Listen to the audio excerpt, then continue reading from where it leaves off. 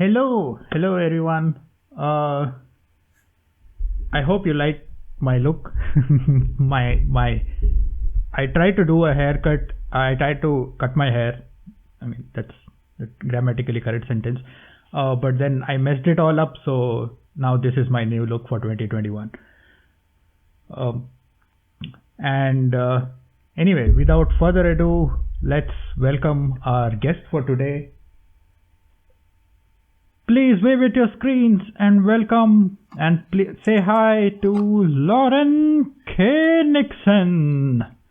Yay! Oh, oh, the mime. I wish I could show you what's outside my window right now. There's a cat that looks like your cat. But of course it's German. Cat cousins. Yeah. I think I'll try and take a video. It's stormy here. It's been raining all day.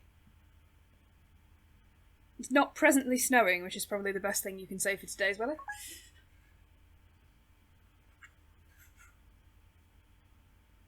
Okay, there's no point taking a video because it's just standing still, like it's posing for camera or something. So just imagine your cat, but outside my window, and then among the plants, just strolling around casually, exploring the garden. Yeah. So it's been raining, storming. So should I expect that in tomorrow here? Because probably, that's usually how it goes, right? Yeah. We have about a day's delay. Yeah. It's like, yeah. So what happens is I have another friend who's in Belgium. That's like midpoint between the two of us. So I get updates from her as well. She's around 150 kilometers from where I live. So when I usually tell the weather, she's like, "Oh yeah, that's how it was here 4 hours ago," and I'm like, "Okay." Yeah, I've got a friend in Leeds, and she gets, if it's traveling in the right direction, she gets it about half an hour after me. So I'm like, "Get your washing in." Yeah, I know. Yeah, but okay, but not that.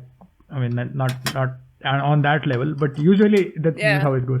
So I can maybe warn her that tomorrow morning she can expect maybe stormy weather, and then tomorrow evening or something I'll have that. That's cool. That, I mean, it's so it's awesome that we can do that. Yeah. Only when the weather is predictable though. Sometimes it's not. Which it often isn't. Yeah, because just yesterday I was talking to my parents over the phone, and we were discussing the cyclone that's happening. We were like, this is May. And the West Coast never has cyclones, and the monsoon arrives in June. So a cyclone in May is like unheard of in what's happening? Not just in my lifetime, even in my parents' lifetime. I have lived through 2 earthquakes. That's the most natural disaster I have experienced. I have never experienced a cyclone because growing up on the West Coast. So this is like, I don't know. And then it says on the 23rd, like 3 days from now, there is another typhoon or cyclone expected in Bengal, which is on the East Coast. I'm like, what? They get monsoons in September, even later than us. So what's going on? I have no idea. It's strange. Maybe I don't know. I hope the meteorologists can at least explain this, because I, as a layman, I have no idea what's going on. Well, global warming, I guess, is the answer. Yeah, that's kind of the only thing that comes to mind, right? But I'm like, that drastic. It's yeah. Just 5 or 6 years ago, we feel like, when we talk about the old days. Now things are changing so quickly. Olden days are just like not even a decade earlier now. People keep saying to me, like, about the weather in Britain, which is much less drastic currently than the weather in India. that like, oh my god, it's so weird this year, and like I can't remember a year where it's been this weird, and I'm like, last year we had August's weather in February. Was that not weird to you? Like, have you forgotten already? How it was a year ago, even. And I think possibly we have faulty memories. We have stories we tell ourselves about what the weather was like the year before or the week before. But I mean, things are changing, and quite rapidly, and they will continue to do so. Yeah. I'd say unless we do something about it, they're going to change anyway now. Oh man. We could make it less bad. Yeah. Yeah. So on that depressing note, let's move on. The weather's outside, but how has your day been indoors? Yeah, not bad. Not bad. Getting some stuff done. Okay. Doing a bit of writing, getting some stuff ready for the book launch at the end of next week. So, how about you? What have you been up to? Me, I was excited about the stream, and I remembered that the stream is incomplete without my energy drink. So yesterday I made it a point to go to the supermarket and today I'm drinking watermelon bomb. That's nice. It's extreme sour, but strong force. I have apple ties. Oh, okay. Cheers to the screen. Other drinks are available. It's not a paid promotion. So, yeah, okay. And now let's get down to business. So that's all out of the way. Anytime someone says that, I get the Disney line, let's get down to business. I have no idea what you're talking about. The Huns. You need to watch Disney. I know, but I've watched like 2 movies, 2 Disney movies. Maybe like Lion King and Frozen. I keep thinking Let It Go, but that's a song. Yeah. Hang on. No, this is, I'm playing some very sad music in the background. I chose the list called Peaceful Playthrough, but apparently that's better for when I'm sketching or something. Mm-hmm. For talking, I need a better sounding playlist. Let me quickly choose something. That's what do you suggest? Lo-fi hip-hop beats? Yeah. I mean, whatever you pick, I won't be able to hear anyway, so... Oh yeah, I know. But at least I'll pretend to dance. But we need something when we are talking something in the background. And this was it was a complete misfit. Because it was just going like a violin in the back, and we are talking about, the weather. As long as we were talking about the depressing weather, it was fine, but not anymore. And the next order of business is editing the title card on the screen where our faces are, where it says Bucket List May 2021. But below that, as is the tradition, Lorem will now tell us what is the topic of the day. I don't know. What did we call it last time? Last time there was no topic. It was just Bucket List April 2021 because we weren't really talking about anything. But today we are. So I guess we're talking about The Invisible Guest and Terry Pratchett's Reaper Man. Yes. Oh, that's it? Okay. I was waiting for you to come up with a title, but that works. Well, I guess the Invisible Reaper Man. We can mash them together. Okay. That can be the thing we do. Hang on. I need some typing. Oh, God. It's all good. As is traditional, I'm also drawing. So that I... Cool. What are you doing today? Well, I've not been sketching for a few weeks with the armchair group. I finally got some more paper so I can print them out and paint them, but I wasn't there this week. But today's topic is myself, so I'm actually just drawing myself on the screen. Oh, nice, self-portrait. So, that's always it's a safe option. Nice. I like it. Wow. I need to get back to sketching. Yeah, you're really good. Yeah. I've been following a few sketching channels on Twitch, and I really enjoy it. And then that's kind of slowly motivating me, inspiring me. I never understood the difference in the usage of motivate and inspire. But anyway, yeah. The Reaper Man. Full disclosure, it was a disaster because I could not finish, and I think it's okay because it was my first. People, I mean, need to understand. I mean, I'm not giving you an excuse, but I'm just saying. The last time I think I read a proper novel or storybook or any book, a complete book, was back in 2015. And so this was like 6 years later. I did read Asterix and Tintin and stuff, but this was, I realized as soon as I started reading, the way I struggled, especially because I would read a paragraph and then I would like, no, I didn't really understand. So I went back and read it, and I did that a lot, like so many times. But I'm impressed by the progress I made through this book over the past couple of weeks. That I think that itself counts as a success. And I also noticed that through this book I am beginning to rekindle the joys of reading. If I don't know, it sounds cheesy, but it's true. You're remembering how much you enjoyed it. Exactly, yeah.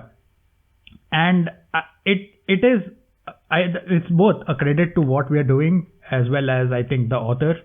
So that, like, from what I have read, I'll briefly give. I don't know. This is not a typical book review that any of our viewers or listeners are used to. I mean, I hope, because I don't know how book reviews are done. I can count the books I've read on my fingers. So I'll just say what I comes to my mind. So we'll set a new trend for book reviews. It's fine.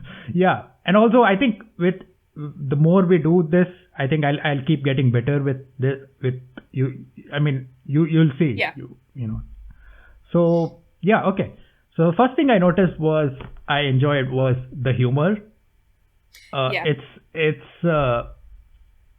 again I keep repeating that because I've not read many books, so I have nothing to compare it to. But I'm just going off what I've read.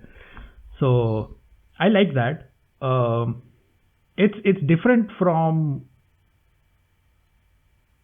If at all I have to compare it to the last book series that I read was like 15 years ago, which was J.K. Rowling's Harry Potter. And that had humor, but then I was also in my teens at the time. So reading it as an adult, this one, I enjoyed it. I also appreciate the multiple stories that's like the multiple plots that's happening at the same time. And also really good at that. The way in which the author is able to discuss not really, I mean, talk about something very deep, but while staying in a very light-hearted tone. As in, okay, to give you an example, just the first few pages, I'll tell you, he talks about how each species has its Spoiler own alert. death. Oh yeah, sorry. Yeah, spoiler alert, of course. Yeah. I mean, I haven't finished the book, so I don't know the entire story as well. I'm just, okay, spoiler alert. Yeah. True. So, every species has its own death, and then also it depends on their perspective depends dependent on their lifespan. Yeah. Just that, I mean, I think this is in the first few pages of the book. And when I read that, and that itself was enough to convince me that, okay, I like this book already. Yeah. Even though I at the time I was struggling to get through those initial pages, I loved what I was reading, and I had to I had to keep pausing to reflect. And I was like, wow. I think he used the example of mayflies, if I remember right. He did. Which have a lifespan of a day, and then on the other extreme was pine trees or something, which live for thousands of years. And the fact that for them time is so stretched out that a single day they are not able to register one day in their memory, because the I think there's one instance where they said that humans came, chopped down a tree and went back, and the other trees were like, what happened? Because it all happened in a day. Where'd he go? And they weren't able to register it. I mean, this is before even the story starts picking up pace. And I was like, oh wow. I was just so impressed by what what he could, the stuff that he was able to think all of this. It's not usually, I mean, once you've read it, you think of it and it's like, okay, that totally makes sense. But to come up with that thought originally is so much, so yeah, I mean that. And then, of course, the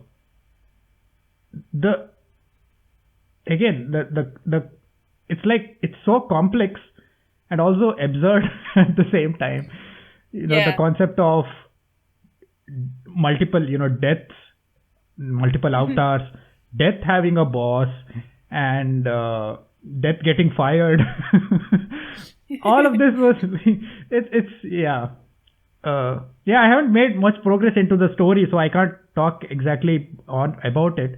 But I'm just talking about the various concepts and the different stories that's going, at least is going on as I continue to read through this book. So yeah, I'm looking forward to finish it. And I think I'm progressing like 10 pages a day at the moment. So I think I'll be done by, at this rate, I should be done by a week or so. Cool. Yeah. That's really good, considering that you've been you've been reading things like Tintin and Asterix up till now for a long time.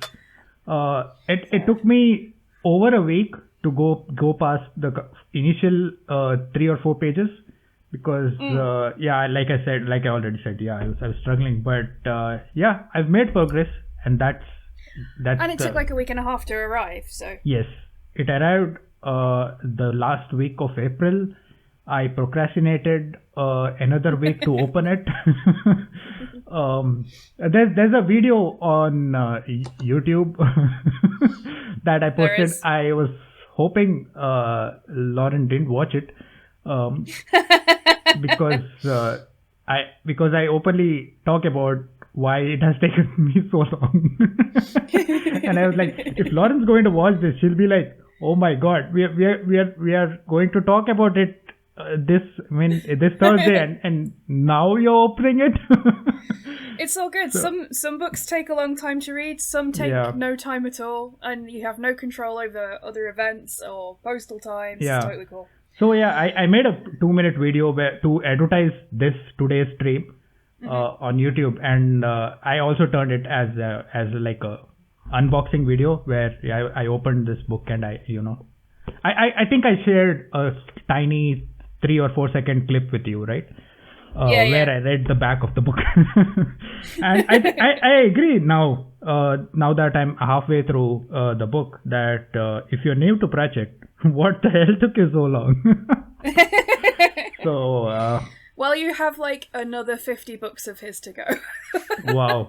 And I also noticed that, I mean, now that I have read it, I mean, before I couldn't talk about it the last time when you were telling me about this book.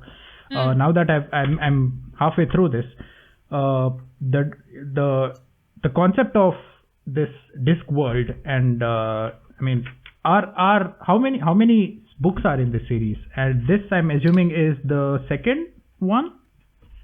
Oh no, Reaper Man's quite far in, actually. Oh, okay, then I'm wrong. Let me get a list of it's the Discworld 11th books. novel. Okay, I don't know why I was thinking. No, that's how many were when that was written. No, I mean Ripperman is the 11th novel in the I see. in the successful Discworld series. It says. I'm just reading. I have no idea. Reading order, really? Why would you need a reading order? Just read them in order. There are 41. Oh wow. Of which I have read all but one. All but two, because I didn't read Amazing Maurice. But I can't quite bring myself to read The Shepherd's Crown, because I know it's going to break me. I see. Because for me, I've been reading Pratchett since I was very small, because he did kids' stuff as well. No, but, so I got into that. When you say that, I mean, is that because of the tone changes? I mean, is it dark in a way? Because this I find, so far it has been very, I mean, it has talked about death and stuff, but it's so light-hearted that it doesn't register unless you take a break and reflect. And then it's like, okay, that's kind of dark. That's the beauty of his writing. Exactly. But I don't know if you know he had Alzheimer's. Oh. Towards the end of his life. He was only 66 when he died, and he only died a few years ago.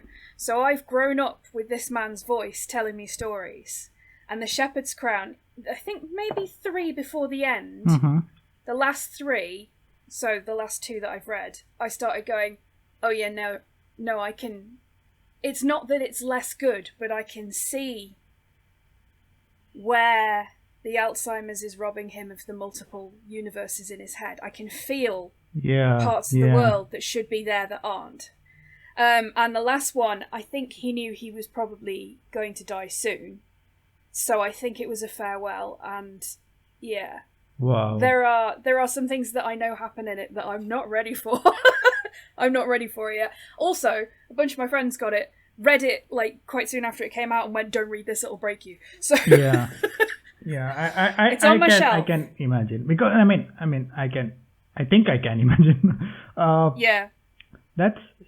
I mean, knowing that's sad, of course. I know that we did a series where we discussed authors before I went into their works. I'm thinking maybe I should have done that on my own. Just read up about Pratchett before I was like, okay, I mean, it's fine, I guess. I mean, I'll finish this book and then I'll go dive into Pratchett's life and like I always do. Hail Wikipedia. I picked the 11th one, or rather one quite far in, because they're all really good, but the first few I struggled with as a younger reader, and I think you would struggle with now, because they're dependent on in-jokes in other fantasy books that I hadn't read then and you haven't read now. So there's a bunch of things that are just a series of in-jokes that, although the rest of it was funny, I was like, what are they saying? Where is this here?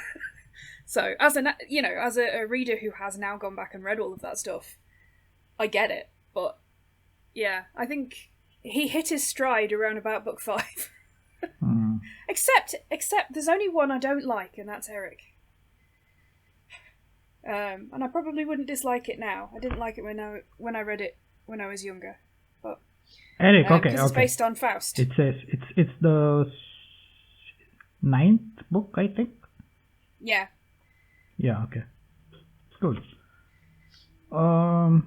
Yeah, okay. So I guess that brings me to the end of my half review on Terry Pratchett's Ripperman. The next time we do this, I think I'll be able to give you the rest of the review, hopefully. And I'm looking forward to finishing this as well as the next challenge.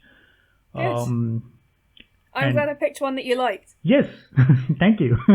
I think this was, as far as I know, maybe my opinion may or may not change as I read more books, but as of now, this was the perfect start, perfect first book.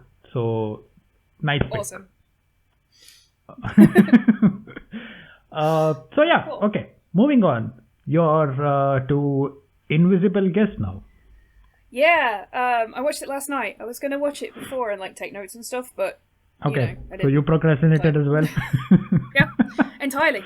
Well, also because I didn't want to watch it like sooner than this week, and then not have anything to talk about. That makes sense. Yeah, I've already forgotten 3 of the character names. But yeah, I don't remember it was brilliant. Yeah, it was absolutely brilliant. Really well done thriller. I liked the way they told the story from different perspectives. I liked the way you got different bits of the story coming in at different times. Yeah. Me and Neil had worked out what was happening by about a third of the way through.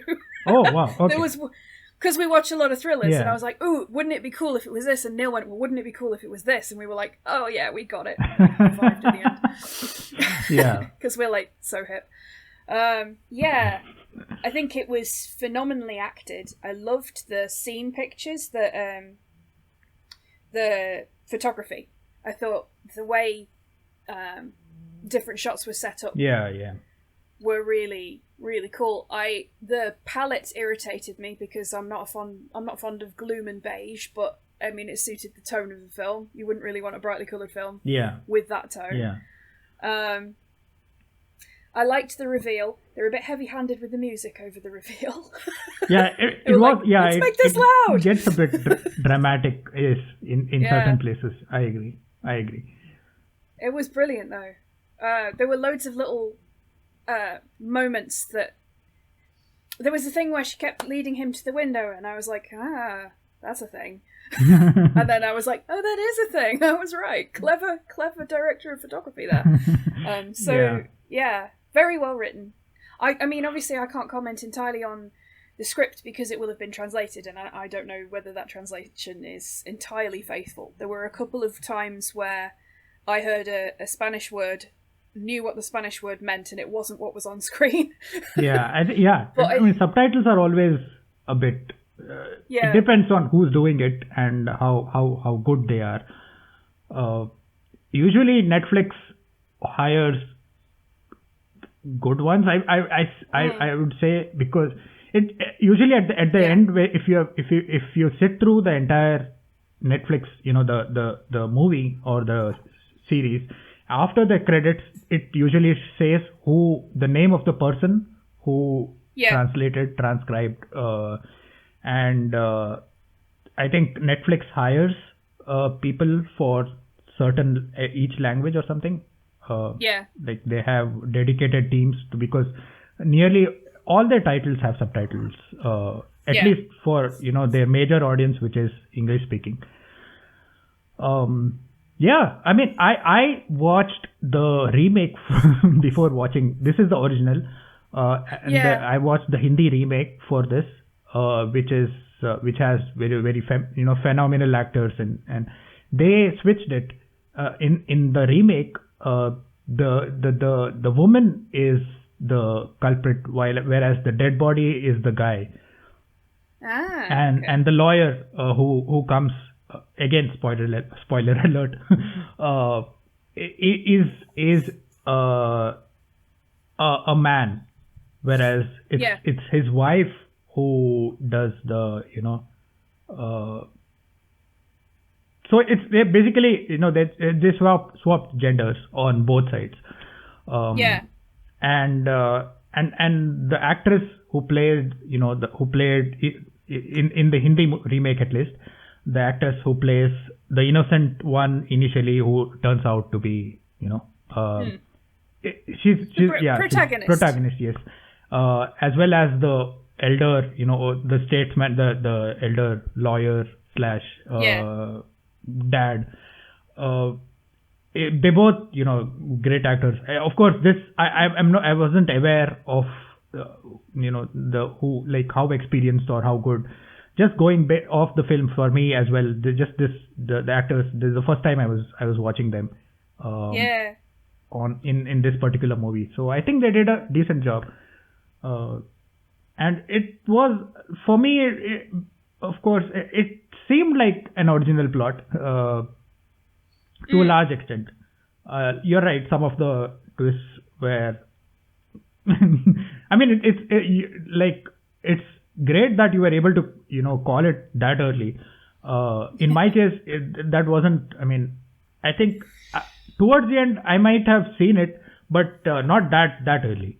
I think it's one of the problems with being a writer is you go, what would I do? And I go, oh well, if this was me, this is how I would do it. yeah, that makes sense. One of my ideas didn't pan out, but I quite liked it. Where how do you get out of a locked room?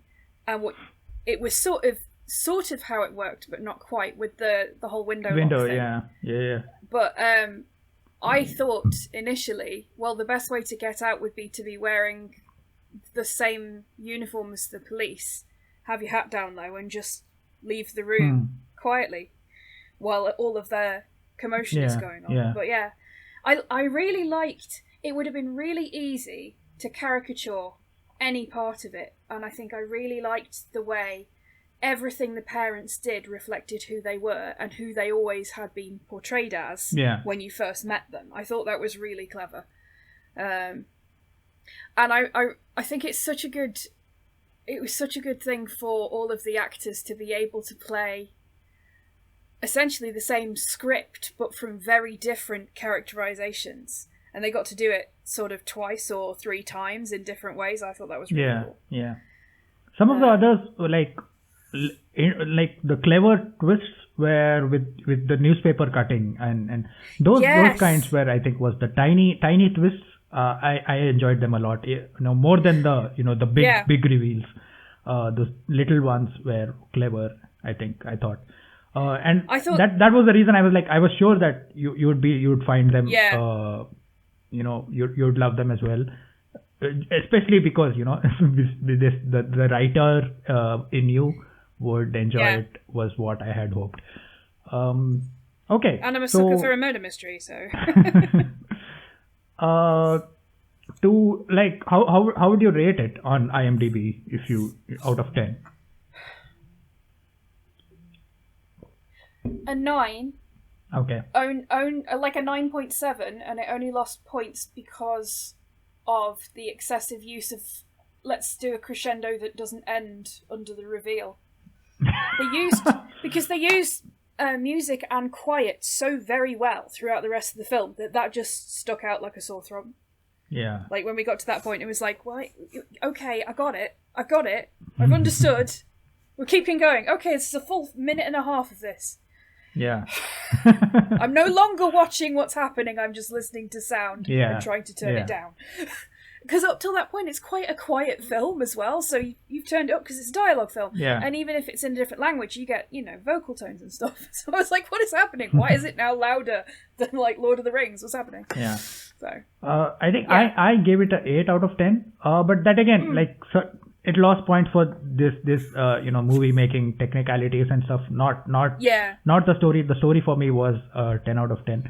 Just put the process of bringing it to screen was just in my opinion 80% effective. So hence why it gets 8 out of 10. Okay, I forgot that I did not rate this book on Goodreads. So I haven't because I haven't finished it. But as of now, out of 5. I would give it a for now it is a 5 out of 5 on Goodreads for me.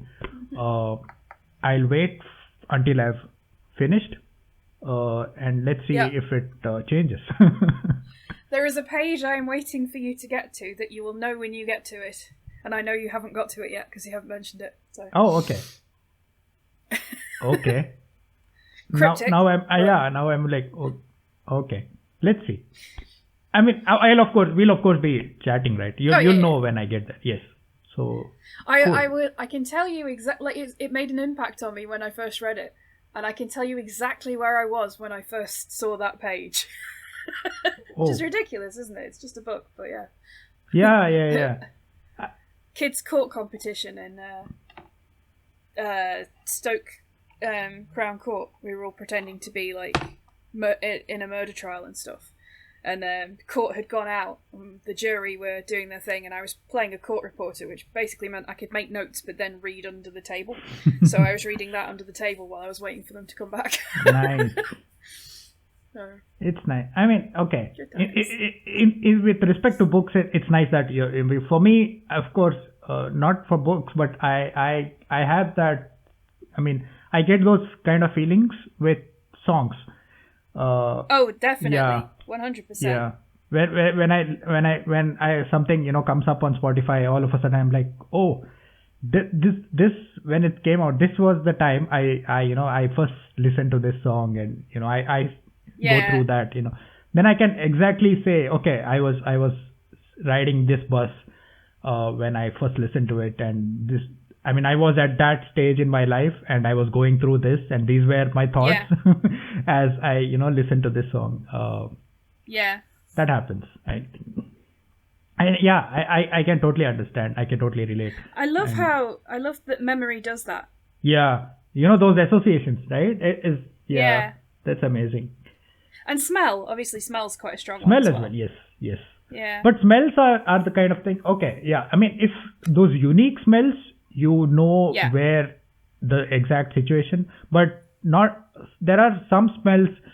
I think everybody has those 5 top favorite smells in there. Where like the smell of fresh, rained mud. Yeah. Or the smell of petrol, or I don't know, like smell of nail polish. All those stuff that are.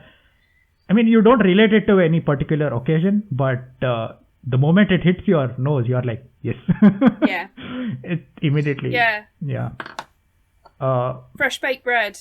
Yeah. That, or even freshly cut grass as well has a unique smell. Very much that one. Yeah. Okay. I don't know how we got there, but we just okay. So we finished. That was our April challenge. So let's do May, even though it is the 20th of May now. We are doing the May challenge. Well, we're setting it in May. It's still good. It's in May 2021. Do you want to go first? I'll go first. Okay. So the movie I have for you this time is called Blue Jay. Ooh, okay. It's Blue Jay. I think it's American. Oh my god. It'll be sad if I don't know this stuff. Hang on. I have no idea where this guy is from. Let me quickly look it up.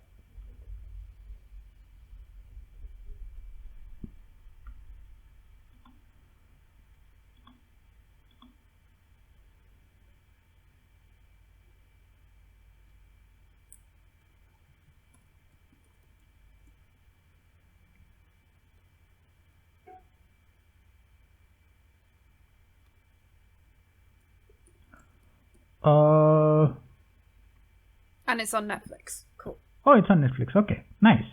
Okay, it's an American film. Yes, of course it is, because it was shot in California. Right. Yeah, it's an American film this time. English language. I think not. It's a short. Do you want me to tell you about the movie, or like the last time? How much genre? Do you want me to tell you? It depends. Just give me the genre. It is an independent movie this time. The one I've chosen for you. It is drama/romance. Very, very different from the first. The first one that I made you watch. I'll give you I won't reveal, because it's a short movie. It's just 80 minutes. But I'll give you certain trivia about the movie and why I loved it, and that I think should give you an idea going into. Yeah. Okay, so this is one of only 13 movies that I rate a 10 out of 10, and that's big, because out of upwards of 3,000 movies in my life. So this is a 10 out of 10 movie from me. That's one. And it was shot in 7 days. Cool. In one location. And there are 4, in one city, one town. It was shot in one town. and there are only 3 actors in this movie. I mean, major actors. Okay, 4 locations, 3 actors, and the entire movie takes place in one day. Like it's like. So it's sort of like a play, almost. Yes. Like it could be done as a play. Yes, and the beauty of it, now that you said that, is there was no script in this movie, no script involved. There was just an outline given to the 2 actors, 2 main leads, and the entire movie is the dialogue is improvised. Oh, that's cool. Yeah. To give you one more, I think what you'll see that there's one scene where the 2 characters, they go to a supermarket or a grocery store, and he asks what do you want to, like, what beer or something, they order beer or something, and both of them in that moment they say the name of the beer, and that was like, and the reaction after they immediately said that, it's genuine, because they didn't know, they were, and they were like, okay, that you both said the same names, and so basically it's like the entire dialogue, all the lines are improvised, and there's one tiny detail. This, I think, is I left out when I said 4 locations, 3 actors, and one day. It also has the movie is in 2 colors. It's monochrome. All right. It's like Schindler's List. Cool. I wasn't sure if I should mention that, but yeah, okay. So it's shot on a Canon camera. I think that's about it. That's cool. Yeah. That sounds good. Yeah. And I don't want to say anything else. I think as you watch the movie, you'll hopefully realize why I like it so much, because that's in the that's, you'll have to watch it to know. Yeah. So that's about it. Yeah, it's called Blue Jay. Cool. It's if I don't want to pronounce it wrong, it's Mark Duplass and Sarah Paulson. I don't know if you've heard of any of those. I think I've heard of Sarah Paulson. Sarah Paulson, okay. She's Well, I'm quite bad at remembering names, anyways. American Horror Story, and I can't think of. Mostly I know her from watching her go round a haunted house on the Ellen Show, because I'm addicted to watching the haunted house things. Oh, okay. I just like watching people be scared in a safe sort of way. Right. Because she just giggles. She gets the giggles really badly. It's her response to fear. It's very funny. Yeah. Yeah. Again, I mean, this, I going into this movie, I had no idea. I had never seen either of the actors before. This was my first, at the time when I watched it, it was my first, impression of the 2 of them. And after that, when I actually was, when I saw her in other, other creations, like movies or TV series and stuff, in others, and even later on, in her interviews and stuff, she comes. It's like this. You're like you said, she's very very bubbly, and that's how she is in real life, and her character in the movie is completely removed. But this, like, okay, one last thing I'll add about the movie. It's like I said, since there was no script involved, and there was just an outline, like a directive given to the 2 actors, and they had to just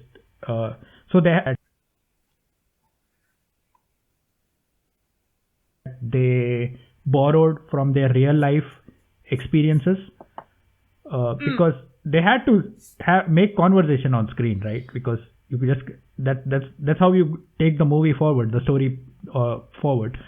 So both the actors borrowed heavily from their real life experiences, and when you realize that, I mean, going in, I think you'll appreciate it more. So I guess that's it. I don't want to say more. I'll just end up, you might as well watch it right now on stream. I think I'll stop talking. So yeah, what's my challenge? So I thought I'm probably going to alternate, maybe not every time, but between fiction and non-fiction. Oh, cool. So you got fiction last month. Nice. Yes. This time you're going to have one of my. I was surprised how much I like this book, actually, although it probably makes sense to an outside observer. But it's a book called The Ghost Map by Stephen Johnson. And it's sort of, I thought of it for you because it combines maps and statistics. Oh, nice. Yeah. So I figured it'd be something that you would enjoy. It's the first time statistics was really used in a practical way for a sort of civic purpose. And it's about the 1854 cholera outbreak in London, which was it was, when I read it, this was pre-pandemic, so I was like, I can't even imagine what that felt like.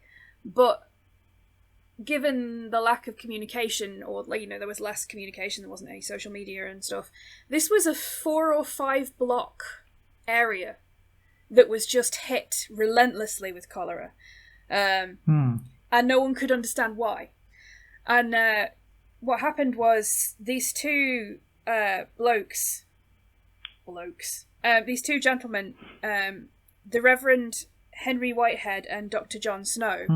Oh, John Snow. Sort of separate. Yeah, Sorry. I know, it always amuses me. I don't know. Every time I hear that, okay. Yeah, get it. There's a picture of him. He doesn't look very much like that. Yeah, they used statistics, they used maps, and they worked out through those things where the source of the outbreak was. And it's about what it is, how that happened, what they did, what that did later. Wow. And it's really interesting. And once you've read it, you can go on Google Maps and put your little Street View guy next to the pump that is actually at the heart of all of the story. So you can actually see the pump in the area of London because it's still there. It's been preserved. I mean, that's a pump. That's a source of the outbreak. Yeah. Wow. Yeah, it's not a spoiler because it's on the front cover. Yeah, and of course it happened. Yeah. 150 years ago, but yeah. Nice. Yeah. I'm already impressed. Before I checked. There aren't any gross photos. I thought I remembered that there was one, but there wasn't. Nice. Yes. Jon Snow looks somewhat different. Yeah. Yeah. Maybe his grandfather or something. I don't know. Yeah. Yeah. I mean, I love reading about. I mean, I like, to be honest, I haven't read many non-fiction books. Or at least any non-fiction book that I have read has been either a biography or an autobiography. So this would be like a first for me. And I mean, I love reading. I mean, I've always been fascinated. Like, we have talked many times about this on our on our previous podcast as well from last year, and even in like we keep talking about this, like about how the ability of humankind or humans or humanity or whatever to use the resources available to or I think it's like to rephrase it, it's like to be resourceful. And like when you said that they were able to locate to narrow it down to that one pump, to do that, when it's unimaginable, unthinkable in 2021 to look back and how did they do that in 1854? That's the first thought that you get. You will find out. Yes, of course. Yeah. So that's always so fascinating for me, because that's always the first thought that comes to my mind. It's like, I want to know how they did that back then. And that, I think that's always is part of what makes history so fascinating. we love to say on our podcast as well, it's not always about wars and conquests and stuff. History is so much more. Yeah. Just a throwback to our old podcast. So yeah, thank you. Looking forward to reading it, and I think that's about it. Unless you have any it's nice recommendations for reading or listening or watching. No, I mean, I'm just impressed that we were able to keep within our time limit. It's 50 minutes, so we have another 10 minutes. In that time, I think we will, because the next time we do this is a month from now, or maybe, to get that timeline sorted, let's say 3 weeks. Would that... Let me look in my diary. Okay. Those who are watching it later on YouTube, I don't think, I mean, that's I know that people who are listening to this on their podcast platforms, whenever this goes out, hopefully by this time we have a schedule in place so that it's easier to keep track of when the next episode comes. But as of now, as it happens in this moment, we do not have such a thing. Well, 3 weeks from now would be the first week of June. Oh, is it the first week of June? Okay, I was hoping it will be the second week of June. We can do the second... Oh, we can't do the second week of June because I am in Kendal. Oh, I see. Okay. I should really write that in here. Oh, so the 17th of June is also an improvement from 20th of May, I think. We go closer and closer to the start of the month. Anything? The 17th of June we can't do because that's when I'm away. It's my wedding anniversary, so.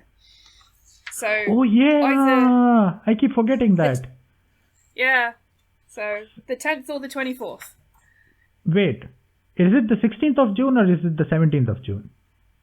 17th. 17th, okay. That's when that coincides with my parents' wedding anniversary. Wait a minute. No, we got married in 17, so it's the 15th. I've got it on the wrong day. Because I do that because I have the thing with numbers. I know one's a 17 and one's a 15, so... So, who's a 17? The year was 17. Oh, the year was 17, right. There we go. Wait. That's better. Got married in 2017. The date was the 15th. Okay. You know what? Let me just check my marriage certificate. The trouble is, me and Neil don't care. So, 15th of June. Okay, there we go. Cool. Nice. I know that Lorem struggles with this, so just to give you a background, 2019 when the World Cup took place, World Cup was happening in England. 16th of June was when India played Pakistan, and people don't know of course people don't know this, is I had applied for match tickets at the time, like a year in advance or something. But of course, India versus Pakistan is a big game, so the tickets were sold out and I could not get it. But at the time, this is how I remember it. So it's like I of course have numbers are... I love numbers. So I usually don't forget stuff. So this is how I remember it when I said, because I was already, before even I got the ticket, I had planned my trip in my head. And I was like, okay, I'm going to Old Trafford for... was it Old Trafford? I don't remember. It was Old Trafford. Okay. And Lauren was like, it is my wedding anniversary, so maybe we'll be back and then you can join us. And that's how I remember that. I mean, I don't know. That's not, of course, how Lauren sounds, but I have to have a very bad cold before I go that high. Or be singing. But that's how I remember it because that's how Lauren said that she'll be back from her wedding anniversary celebration or whatever Stuff. that is. Yeah, stuff. Yeah. And she'll be back for the weekend, and then she had invited me, but I ended up not getting the tickets, and that didn't happen. Another time. Yes. So we were talking about the next date for this. Yes. We have 5 minutes left. We need to do this quicker. 10th or 24th, if we're doing a Thursday again. Okay, I think 10th, we can settle on 10th. Because the goal is to go closer to the start of the month so that it makes sense when we say June 2021. The challenge for June 2021, when we give each other the challenge, it preferably should be at the start of the month. Cool. So I think 10th, that works. That's in my diary. Like the last time, I think we still haven't figured out what to do. I mean, to do more with our Chalte conundrum concept, or upload and sync on the podcast platforms. We still haven't figured out what else to do on it, because so far we are only doing the book movie challenge, or the bucket list as we call it. So we're still in the process of figuring it out even now. So we'll do it. We'll figure it out. We'll yeah. get there. So I guess so far we have had Prophets of Science Fiction, and the bucket list is the second phase of our project, which is, if you're watching it on YouTube, it's called the Chalte Conundrum. If you're listening to it on your podcast platform, it's called Upload and Sync. And if you're watching us on Twitch, which nobody is right now, it's called nothing. It's just a Twitch channel, so it's called the bucket list because that's what we are discussing. So that's it. That's about it. And before we end, we have Lauren's upcoming project that she would like to tell us about. I can show you my sketching as well in a minute, but yes. So on the 31st of May, anyone who's been listening to me witter for any length of time will know that I'm the curator for a short story and poetry group called the Superstars, of which Novi has been a member several times. And there is a book coming out on the 31st of May, which is Bank Holiday Monday in the UK, called Out of the Box. And it is a collection of the stories and poems for the prompts that got away. So essentially every year we have 12 prompts. Yeah. And these are all the responses that either didn't come in time, or someone hadn't joined when that was the prompt. So yeah, there's a huge wide range of weird and wonderful things in this one. It's going to be really good. Yeah. It'll be available through Amazon, Smashwords, Nook, Kobo, and iBooks. Yeah. So check it out. We'll be leaving the links in the description of wherever you're accessing this, YouTube, Spotify, or podcast, YouTube, or even okay, we can't leave links in Twitch, right? It doesn't matter. Nobody's watching.